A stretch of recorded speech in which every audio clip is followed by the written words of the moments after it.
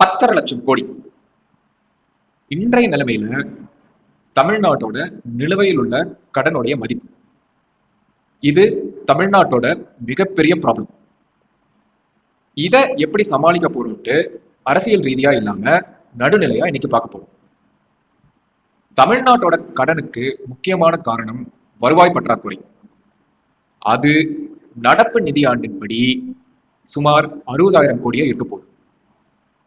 இந்த கடனை கட்டுப்படுத்தணும்னா நம்ம ஃபர்ஸ்ட் இந்த வருவாய் பற்றாக்குறையை சரி செய்யணும். அதுக்கு முதல்ல நம்ம பார்க்க வேண்டியது தமிழ்நாடு மின்சார வாரியம். 2010ஆம் ஆண்டிலிருந்து வந்த அதிமுக அரசாங்கங்களும் அடுத்து வந்த திமுக அரசாங்கமும் இதை கட்டுப்படுத்துறதுக்கு நிறைய ஸ்டெப்ஸ் எடுத்திருக்காங்க. இருந்தாலும் இன்னும் சில ஆப்பர்ச்சுனிட்டிஸ் இருக்கு. அது என்னன்னு பார்ப்போம். ஃபர்ஸ்ட், மின் கொள்முதல் பண்ற பரிசு தொகை. ஒரு யூனிட் கரண்ட்டுக்கு எவ்வளவு விலை கொடுத்து தமிழ்நாடு மின்சார வாரியம் வாங்குது, அந்த தொகை ஜாஸ்தியா இருக்கு, ஒரு யூனிட்டுக்கு ஜாஸ்தியா இருக்கு. மகாராஷ்டிரா மாதிரி மாநிலங்கள்ல அது கம்மியா இருக்கு. அத தமிழ்நாடு மின்சார வாரியம் மகாராஷ்டிரா அளவுக்கு கம்மி பண்ணாங்கன்னா கிட்டத்தட்ட வருஷத்துக்கு 24,000 கோடி சேமிக்க முடியும்.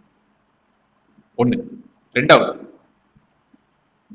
தமிழ்நாடு மின்சார வாரியம் ஏற்கனவே வாங்கியிருக்க கடனோட வட்டி விகிதம் ஜாஸ்தியா இருக்கு. அப்புறம் கரண்ட் விநியோகத்தின் போது டெக்னிக்கல் லாசஸ் நிறைய ஏற்படுது.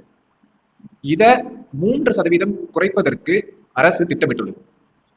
இந்த ரெண்டையும் நம்ம கம்மி பண்ணோம்னா வருஷத்துக்கு கிட்டத்தட்ட 8,000 கோடி நம்மளால சேமிக்க முடியும்.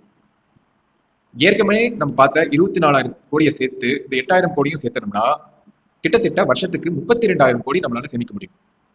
மூணாவது, மின்சார உற்பத்திக்கு தேவைப்படுற முக்கியமான மூலப்பொருள் நிலக்கரி. அத மற்ற மாநிலத்திலிருந்து கொண்டு வரக்கு டிரான்ஸ்போர்ட் சார்ஜஸ் ஜாஸ்தியா இருக்கு. அதை நம்ம கம்மி பண்ணோம்னா வருஷத்துக்கு 1,800 கோடி சேமிக்கலாம். இந்த மூணும் சேர்த்தோம்னா கிட்டத்தட்ட வருஷத்துக்கு 34,000 கோடி சேமிக்க முடியும்.